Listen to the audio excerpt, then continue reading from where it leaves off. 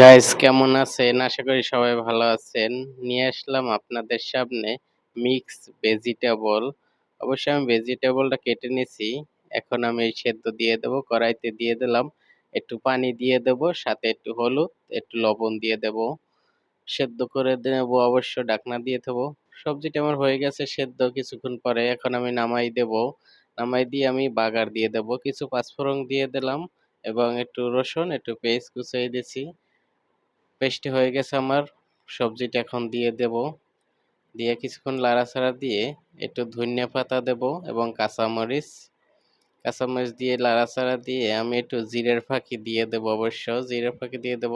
আর লবণ আমি সেদ্ধর সময় দিয়ে দিয়েছি, এখনও আবার টেস্ট করব লবণ লাগবে কিনা, লাগলে আমি একটু দিয়ে দেব অবশ্য। সবজি আমার হয়ে গেছে অলরেডি, নামাই দেব। এটা রুটি দিয়ে খেতে অনেক টেস্টি, আমরা রুটি দিয়ে খাবো। ইনশাল্লাহ ভালো থাকবেন সবাই, পরের কোনো ব্লগে দেখা হবে।